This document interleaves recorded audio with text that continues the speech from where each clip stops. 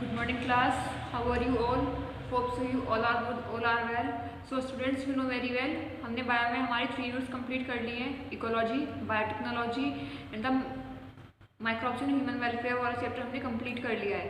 ठीक है, मतलब ह्यूमन वेलफेयर की यूनिट. तो आज हम हमारे बायो का लास्ट चैप्टर स्टार्ट कर रहे हैं. इसके बाद हमारा सिलेबस जो है कंप्लीट हो जाएगा. उसके बाद मैं आपके डेली टेस्ट लूँगी, चाहे वो ऑनलाइन हो या ऑफलाइन, डजेंट मैटर. आपके सैम्पल पेपर सॉल्व कराऊंगी, प्रैक्टिस कराऊंगी. Okay, so students, in today's class we are going to start our chapter, that is human health and disease. Human health and disease.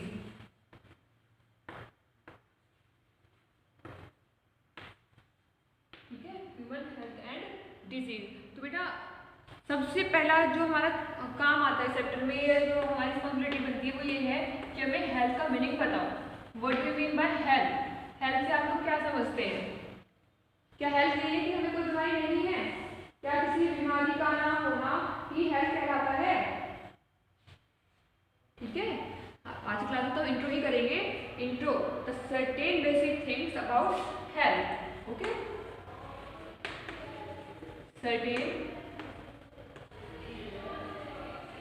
basic things about health.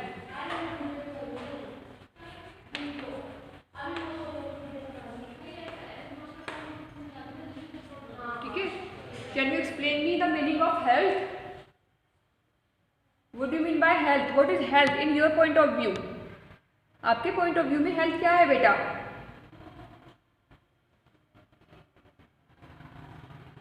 देखो, हर चीज, अगर मैं health की बात करती हूँ, हिंदी में स्वास्थ्य. ठीक है, स्वास्थ्य ऐसी चीज़ है जो ये नहीं कि किसी पर्टिकुलर इरा में आया. ठीक है, ये हमेशा से चलता आ रहा है. कभी हमारे आयुर्वेदिक काल में होम्योपैथिक, ठीक है, और एलोपैथिक जड़ी बूटियाँ, ये सब शुरू से चलता ही आ रहा है. ठीक है, तो हेल्थ को पहले इरा में कुछ और डिफाइन किया गया, अब के इरा में कुछ और डिफाइन किया गया. तो अगर मैं बात करती हूँ हिपोक्रेट्स और आयुर्वेदा के ज़माने में, जो हिपोक्रेट्स और आयुर्वेद का टाइम था, उसमें हेल्थ को कैसे डिफाइन किया गया था? उसमें हेल्थ को किस तरह से डिफाइन किया गया है? अगर मैं अर्ली टाइम की बात करती हूँ, ठीक है, तो in earlier times, in the earlier times का जब आयुर्वेदा का काल था, आयुर्वेद काल. ठीक है, Ayurveda, health is defined as the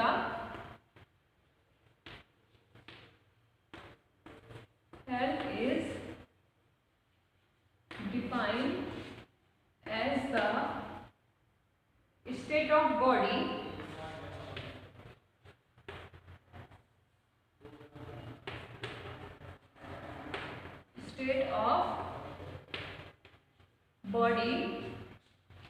and mind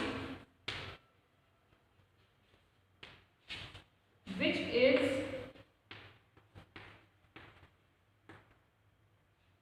controlled by 4 humors.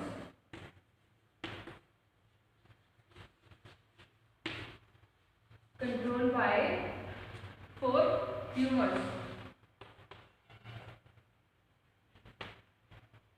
ठीक है, पहले ज़माने में ये कहा गया था कि जो हेल्थ है वो हमारी बॉडी की एक ऐसी स्टेट है, एक ऐसी अवस्था है, हमारे शरीर की और हमारे दिमाग की एक ऐसी अवस्था है जिसको 4 ह्यूमर्स क्या करते हैं?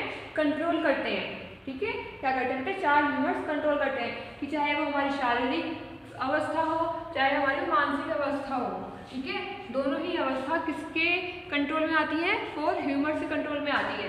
ठीक है, अब तो हम काफ़ी कुछ पढ़ते हैं, इम्यूनिटी, ठीक है, various types of enzyme, various types of hormones, काफ़ी कुछ पढ़ रहे हैं. अब तो हम काफ़ी फॉरवर्ड हैं. लेकिन उस टाइम कहा गया था कि कोई बीमारी, कोई रोग का इलाज, ठीक है, और उसके सिम्टम्स, वोटेवर जो भी मतलब डिजीज से रिलेटेड होता है, वो सब कंट्रोल होता है 4 ह्यूमर्स के through.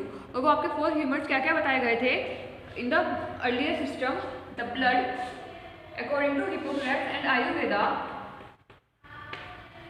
According to Hippocrates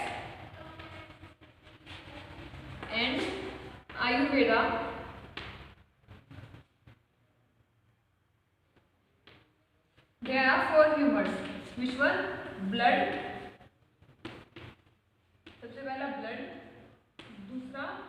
The second one is yellow bile,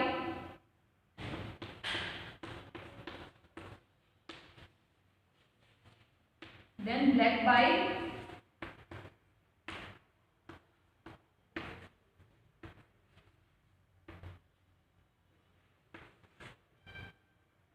okay, and the last one is the फेलिरम, ठीक है, लास्ट स्टेप है फेलिरम। ये पूरी बॉडी की जो स्टेट है वो इन फोर के अंडर कंट्रोल होती है, ऐसा पहले इरा में कहा गया था इन द अर्लियर टाइम। तो मतलब क्या होता है, ब्लड का सबको पता है, द फ्लूइड कनेक्टिव टिश्यू जो हमारी बॉडी में प्रेजेंट है, the red fluid connective tissue which help in the transportation of various substances, ठीक है। तो ब्लड कंट्रोल करता है। येलो बाइल से आप क्या समझते हैं, सेम वही जो हमारे लिवर में बनता है, बाइल जो डाइजेशन ऑफ फूड में हेल्प करता है। नॉर्मल बाइल जो किसमें हेल्प करता है, डाइजेशन ऑफ फूड में, जो गैस्ट्रिक जूसेस होते हैं उसमें वो आ जाएगा। ब्लैक बाइल में क्या आता है, ब्लैक बाइल में देख लेते हैं, something which is similar to clot, ठीक है। इसको किससे कंपेयर किया गया था, something which is similar to clot, something which is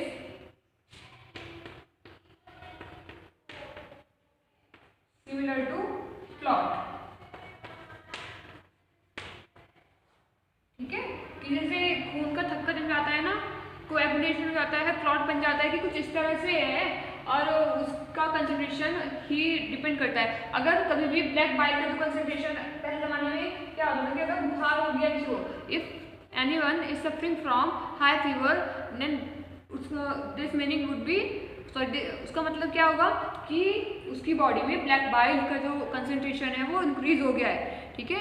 उसकी बॉडी में क्या हुआ है, ब्लैक बाइल तो बढ़ गया है और येलो बाइल कम हो गया है। तो जो भी इरा था, आयुर्वेद का जो इरा था, जो हिपोक्रेट्स का टाइम था, वहाँ पे जितनी भी बीमारियाँ थी वो इन चारों के ही इर्द गिर्द, इन चारों के सराउंडिंग में ही घूम रही थी। कि अगर किसी का लेवल ज़्यादा हो गया तो दूसरे का कम हो गया, इसके लेवल ज़्यादा होने से ये बीमारी हो सकती है, इसका कम होने से ये बीमारी हो सकती है। तो बस यही सब चल रहा था, ठीक है। कि अगर येलो कम हो गया तो डाइजेशन बेस्ड प्रॉब्लम हो गई, ज़्यादा हो गया तो भी डाइजेशन बेस्ड प्रॉब्लम हो गई।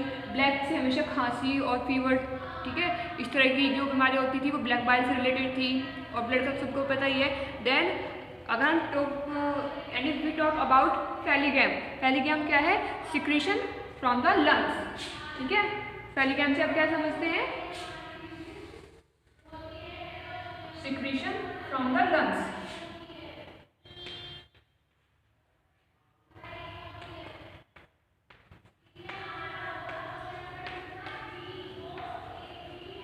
Secretion from the lungs. ये एक तरह का सिक्रेशन था जो लंग्स के थ्रू प्रोड्यूस होता था।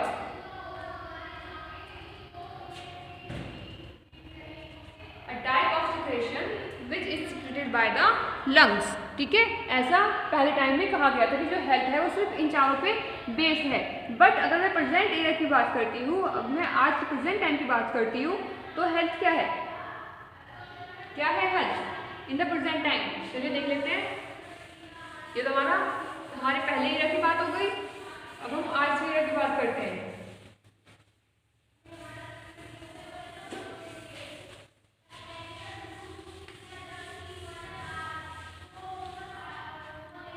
इन मॉडर्न टाइम,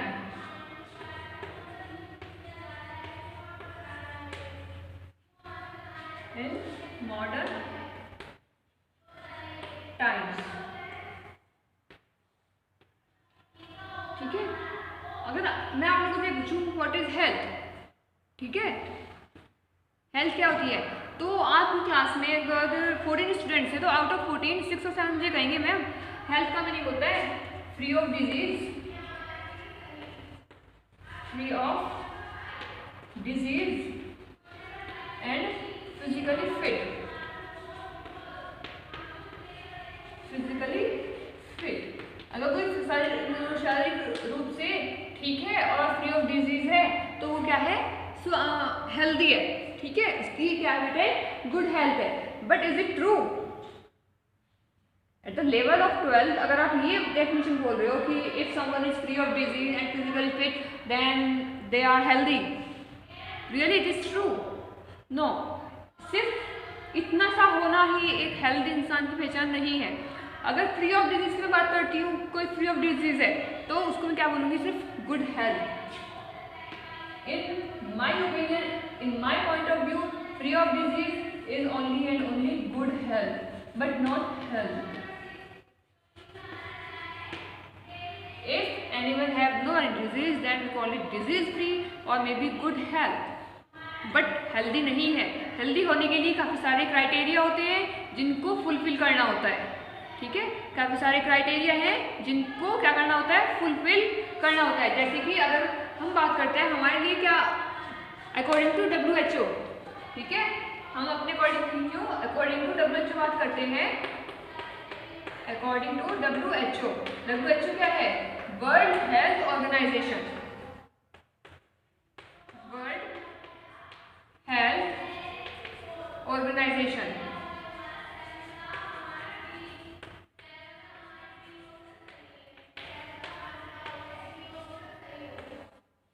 ठीक है, क्या होती है, वर्ल्ड हेल्थ ऑर्गेनाइजेशन होती है। और ये क्या कहती है, health is defined as a, या फिर क्लास 9 में भी पढ़ा होगा, health is a state of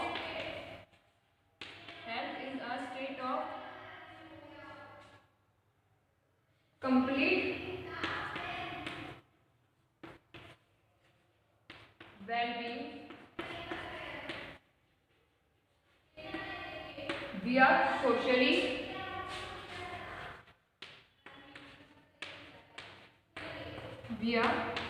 socially, mentally, emotionally and physically।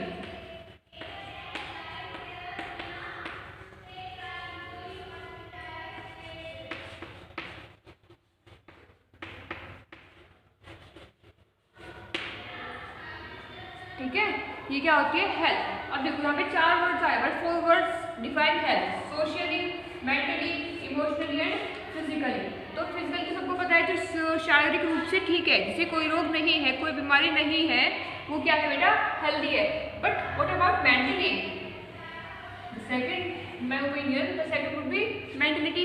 तो क्या है मेंटली, मतलब दिमागी रूप से, ठीक है, उसे कोई स्ट्रेस ना हो, उसकी डिसीजन मेकिंग पावर अच्छी हो, ठीक है, सोचने समझने की जो क्षमता है अगर वो अच्छी है तो वो मेंटली स्ट्रांग है, वो मेंटली फिट है। सपोज आपने आज कोई गलत फैसला ले लिया, दिमागी रूप से आपने कोई गलत फैसला ले लिया है, उसका भुगतान आपको भविष्य में करना पड़ेगा, उसके लिए आपको पे करना पड़ेगा इन द फ्यूचर, ठीक है। और जो आपको मे बी फिजिकली फिट ना रहने दे, ऐसा भी तो हो सकता है ना। तो मेंटली भी हमारा स्ट्रॉन्ग होना बहुत ज़रूरी है, और इमोशनली भी। हर जगह अगर हम गुस्सा करने लगे, रोने लगे, तो वो भी गलत है। ज़्यादा गुस्सा कौन करता है, जिससे स्ट्रेस होता है, ठीक है। बात बात पे कहते हैं जो रोने लगता है वो इमोशनली वीक होता है। तो ये सब छोटी छोटी सी बातें हैं जो हमें जो हमें हेल्दी बनाती है। अगर सोशली बात करती हूँ कि हम समाज में लोगों के साथ कैसा बिहेव करते हैं, कैसे उठते बैठते हैं, हमारी डिसीजन मेकिंग पावर कैसी है, डिसीजन टेकिंग पावर कैसी है, हमारी लीडरशिप कैसी है, ठीक है। काफ़ी सारे क्राइटेरिया हैं जिस पे बेस होती है हमारी हेल्थ। ओके, क्लियर है इतना। Now the classification of disease, की डिजीज कैसी होती है, कितनी तरह की होती है। Our next topic is the classification of disease. तो चलिए देख लेते हैं क्लासिफिकेशन ऑफ डिजीज क्या है। हेल्थ समझ में आ गया सबको।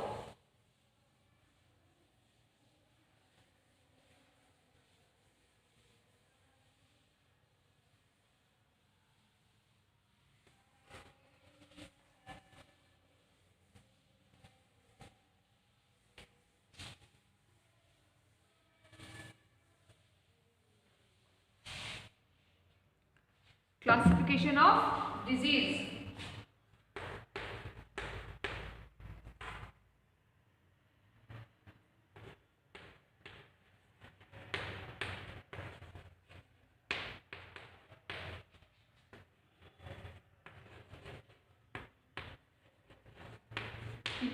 There are certain basic criteria on which we classify the disease. The first criteria would be on the basis of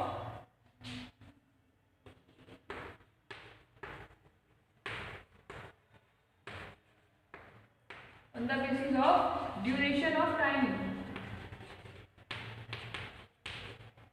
on the basis of time duration डाल दीजिए।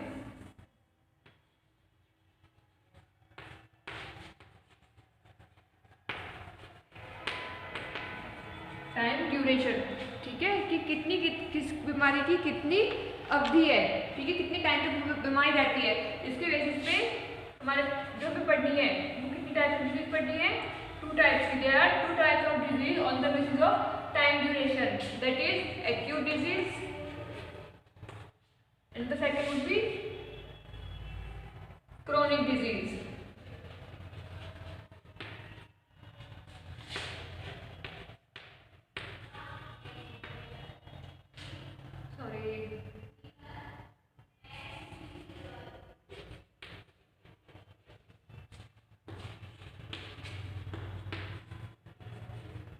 ठीक है, एक्यूट डिजीज और क्रॉनिक डिजीज। तो आप लोगों ने क्लास 9 में पढ़ा होगा कि एक्यूट डिजीज क्या होती है और क्रॉनिक डिजीज क्या होती है, पढ़ा है सबने। तो एक्यूट डिजीज वो डिजीज होती है जो लंबे टाइम तक चलती है, जो लंबे टाइम की डिजीज होती है, ठीक है। Sorry acute are the short term disease, these are the short term disease. ये वो बीमारियां हैं जो बहुत कम टाइम के लिए होती है, जैसे कि आपको जुकाम हो गया, नॉर्मल फीवर हो गया, बॉडी एक होता है, स्टमक एक होता है, हेडेक होता है, तो वो सब इसमें आ जाता है आपका एक्यूट डिजीज में। और ये क्या होती है, लॉन्ग टर्म डिजीज, जिनका लॉन्ग लास्टिंग इफेक्ट होता है, लॉन्ग टर्म डिजीज, ठीक है। ये काफी लंबे समय तक चलते, जैसे एड्स, कैंसर, जैसे इसके एग्जाम्पल्स हो जाएंगे। एक्यूट में क्या होगा, सिम्टम्स इंटेंसिटी और हाई सिम्टम्स एकदम अपीयर होते हैं, सिम्टम्स ऑफ हाई इंटेंसिटी। इसमें क्या होगा, सिम्टम्स एकदम से दिखने शुरू हो जाते हैं, ठीक है, कि हाई इंटेंसिटी होती है, symptoms of high intensity.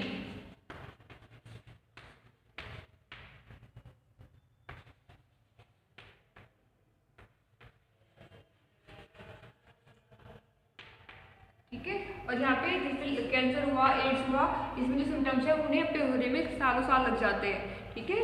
Symptoms are of low intensity,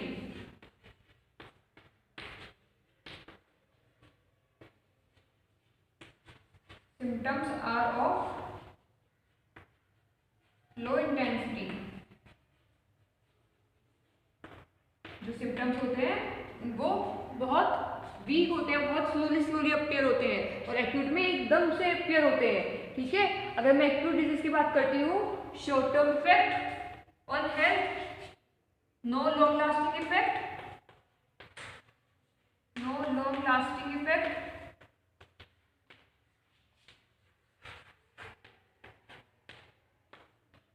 ठीक है। और यहाँ पे होगा लॉन्ग लास्टिंग इफेक्ट। अगर ये बीमारियां सही भी हो जाती है तो भी हेल्थ को बहुत बुरी तरह से डैमेज कर देती है, ठीक है, ये उसको बहुत बुरी तरह से डैमेज कर देती है बेटा, क्लियर है। तो हमारा सबसे पहला बेसिस ये रहा है on the basis of duration of disease, ठीक है। The next disease would be, ये नेक्स्ट मैं आपको साइड दिखा देती हूँ। The second would be infectious और non infectious. Second disease is infectious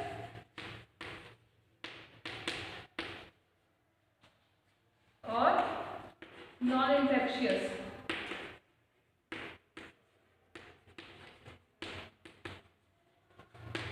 ठीक है।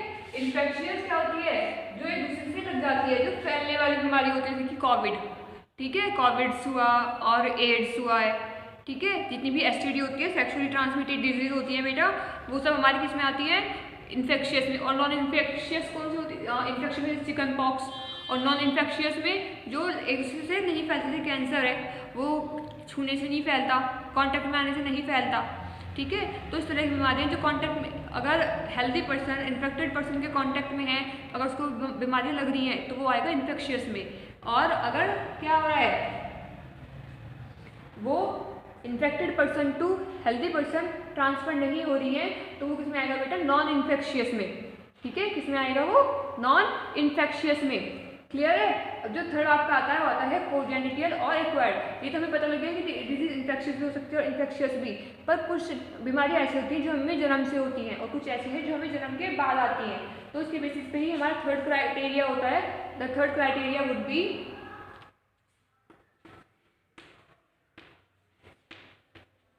कोजेनिटल और एक्वायर्ड डिजीज।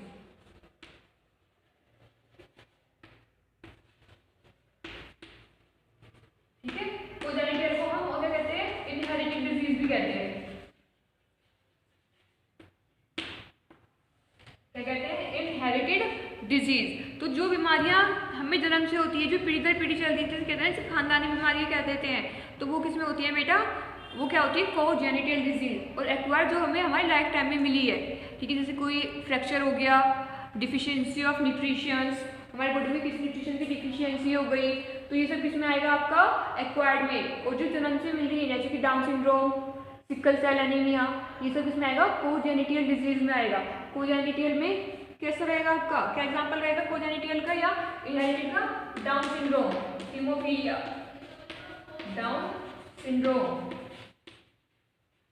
और हीमोफीलिया।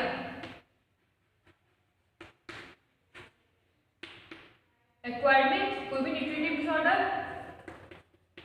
ठीक है, क्या रहेगा, न्यूट्रिटिव डिसऑर्डर। ओके, तो इसकी बेसिस पे अब बीमारी क्लासिफिकेशन होता है। अब बेटा देखो, जो एक्वायर्ड डिजीज है ना, एक्वायर्ड डिजीज को फर्दर क्लासिफाई किया गया है इन्फेक्शियस और नॉन इन्फेक्शियस में।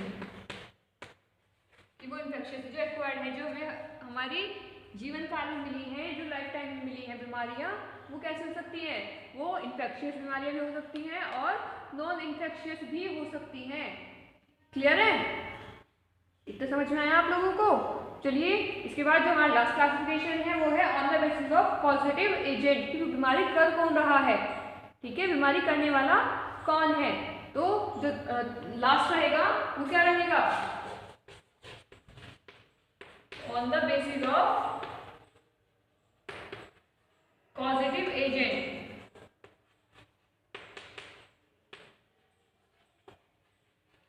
इट में भी बैक्टीरिया, अगर बैक्टीरिया है तो bacterial disease, okay, viral, bacterial हो सकती है, वायरल डिजीज हो सकती है, फंगल डिजीज हो सकती है, ओके, पैरासाइटिक डिजीज हो सकती है, प्रोटोजोअन डिजीज भी हो सकती है। ठीक है, प्रोटोजोअन। बैक्टीरियल डिजीज में क्या आएगा, टीबी, वायरल में कोविड भी आ जाएगा आपका, एड्स भी आ जाएगा, फंगल में रिंगवॉर्म, प्रोटोजोआ में मलेरिया, फीमेल एनोफिलस से या प्लाज्मोडियम से फैलता है। ठीक है, तो ये हमारी क्लासिफिकेशन ऑफ डिजीज होती है बेटा। ठीक है, इन बेसिस पे हम डिजीज को क्लासिफाई कर सकते हैं। मैं आपको नेक्स्ट क्लास में बताऊंगी कुछ बेसिक टर्म्स जो हम इस चैप्टर में पढ़ेंगे। आज तो हमने हेल्थ की डेफिनेशन को समझा, इसका हिस्टोरिकल पॉइंट ऑफ व्यू देखा। ठीक है, in the ancient time health को कैसे डिफाइन करते थे, हमने वो सीखा है आज। और क्लासिफिकेशन ऑफ डिजीज, पहला क्लासिफिकेशन किसके बेसिस पे है, ड्यूरेशन ऑफ टाइम, कि कितने टाइम तक बीमारी रहती है। वो एक्यूट भी हो सकता है और क्रॉनिक भी। एक्यूट का मतलब जो शॉर्ट टर्म है, जो बहुत कम टाइम के लिए होती है, और क्रॉनिक जो बहुत लंबे टाइम के लिए बीमारी चलती है, उसे कहते हैं हम क्रॉनिक डिजीज। जो एक्यूट है उसके सिम्टम्स बहुत जल्दी अपेयर हो जाते हैं, क्रॉनिक के सिम्टम्स को अपेयर होने में बहुत टाइम लग जाता है, सालों साल लग जाते हैं। ठीक है, जो सेकंड आती है वो आती है इन्फेक्शियस और नॉन इन्फेक्शियस, कि वो फैलने वाली बीमारी है या नहीं फैलने वाली है। ठीक है, जो हेल्दी इन्फेक्टेड से हेल्दी पर्सन को जा रही है या नहीं जा रही है। अगर जाती है तो इन्फेक्शियस, नहीं जाती है तो non infectious. The third would be congenital और एक्वायर्ड, कि कुछ बीमारी ऐसी थी जो हमें जन्म से होती हैं और कुछ ऐसी जो हमें जन्म के बाद आती हैं। इसके बेसिस पे भी फर्दर क्लासीफाई किया गया है। नेक्स्ट जो हमारा लास्ट है बट नॉट लीस्ट, की बीमारी कर कौन रहा है। बैक्टीरिया कर रहा है तो बैक्टीरियल डिजीज, वायरस कर रहा है तो वायरल डिजीज, फंगस कर रही है तो फंगल डिजीज, और प्रोटोजोआ कर रहा है तो मलेरिया, प्रोटोजोआ से होने वाली डिजीज है हमारी मलेरिया। ठीक है, तो क्लास आपको ये सब ध्यान से पढ़ना है। आज की क्लास में हम हमारा इतना ही रखते हैं। In the next class we discuss about some common terms regarding health and disease and few disease also. Okay, तब तक के लिए आप लोग सेफ रहिए, अपना ध्यान रखिए, अपनी स्टडी पे फोकस कीजिए। Notes, practicals, files, projects, most important projects जरूर कंप्लीट कर लेना, क्योंकि मुझे पता है आप लोग क्लास में बहुत रोने वालों से बैठ के कि मैम ये क्या है, रहन दो, ये वो। तो इसलिए भी टाइम है, सब अच्छे से प्रिपेयर कर लेना। ओके, तो माय डियर स्टूडेंट,